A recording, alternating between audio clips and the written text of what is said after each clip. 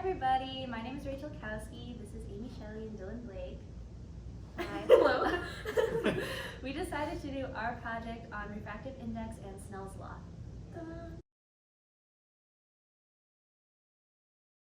So for our experiment today, we have two objectives. The first is to experimentally find the index of refraction values for a various material that we selected and compare those with the known values of those material.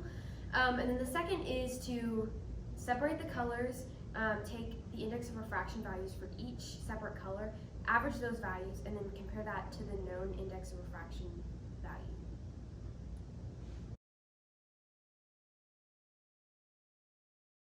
The theory for our lab, we have one main formula that we really focus on, and that's Snell's law. So Snell's law states that n1 times sine of the first angle is equal to n2 in the sine of the second angle. And the n value is the index of refraction value.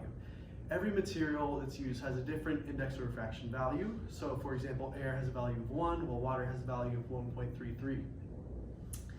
And when light is shown through an object, the entry and exit angles can be used to find this value. And all these values are found online, and an average of all the colors of the visible light spectrum is the value that we find. So the colors have a separate index of refraction value because they each have different wavelengths. This makes them move through the prism in different paths. And with this experiment, there's a very small difference in the values, so accuracy is very important. For example, water and oil, it's 1.33 versus around 1.4, so they're very close together.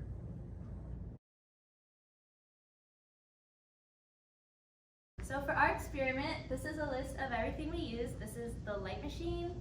We have a ruler, paper, Excel, a plastic container to hold all of the liquids we used, a calculator, a goniometer, and a prism. And here are the mediums we used. You can see air, water, canola oil, acrylic, plastic, and glass, and their respective index of refraction values. The purpose behind our experiment is we used up such a wide variety of materials such as liquids, solids, and stuff like that to try to get a wide variety of index of refraction values. If we had just stuck with just liquids or just solids, the values would have been very similar to each other. When we used air, it was used mostly as a control value since the index of refraction value is 1. So we did that just to make sure that our method was correct. And then the reason we chose acrylic for part 2 of our experiment was because it had a low percentage of error from our first part and it was easy to use.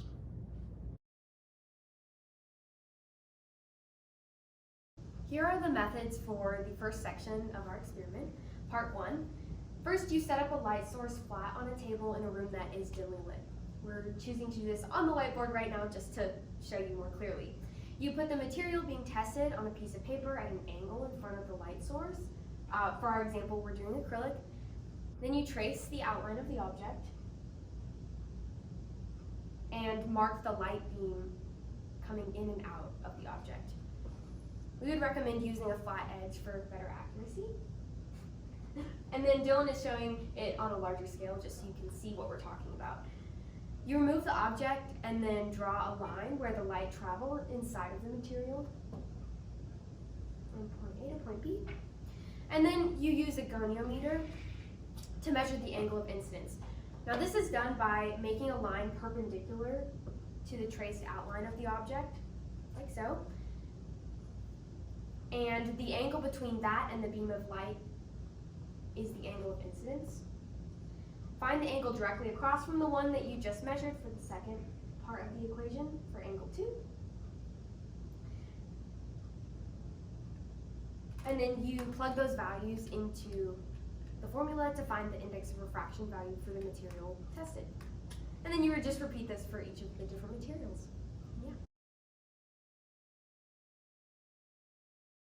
So for the second part of our experiment, we chose a material to put all the colors through, and we chose this acrylic cube. In order to separate the colors, we used a prism and the previous light source to refract the light into 6 main colors, and they were violet, blue, green, yellow, orange, and red. Then we repeated the previous procedure for each color. Next, we took the average values and compared them to the known refractive index value.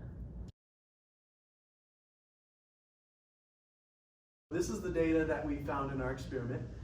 These are the known values over here, and then over here are the experimental values that we found, and then the percent error. As you can see, we got 0 for air, water, and plastic, and then glass had a percent error of 0.66, oil had a percent error of 6.8, and then acrylic was 0.87. Here we have the data and calculations for the second part of our experiment. So listed here are the wavelength ranges for each of the colors, and then the index of refraction values that we measured for each of those colors. We took all of those index of refraction values that we measured and averaged them, and then we compared that to the actual index of refraction value for our medium, which was acrylic, and then we calculated a percent error, and we got a percent error of 1.43.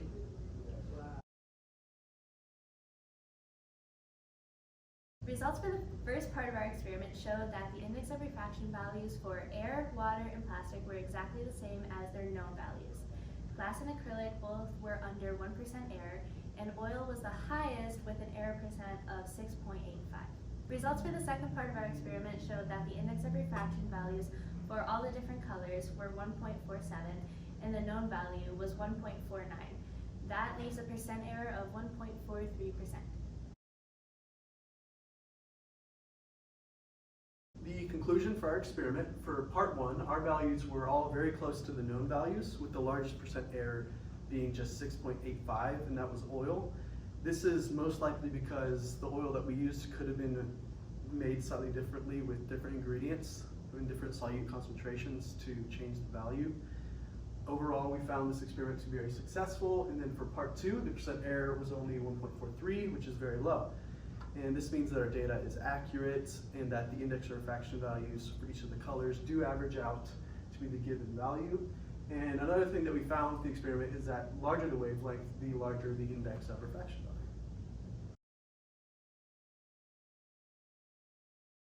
value.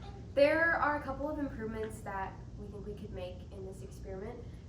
The first is to use a better container to hold liquids. This is the container that we use, and as you can see, there's some curved parts and different sections, and we think that could have contributed to some of the error in our experiment, so use a better container for this. Also, use bigger pieces of glass and plastic, so as you can see, these pieces are very, very thin, so it was a little difficult to calculate the errors and the different angles between each of the lines when we use those.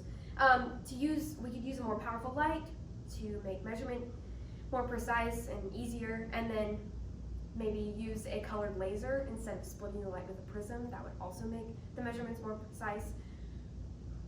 To go above and beyond this experiment, for future experiments, we could use different levels of sugar saturation, test how the index of refraction is affected by that. We could use different curved lenses, such as glasses or magnifying glasses.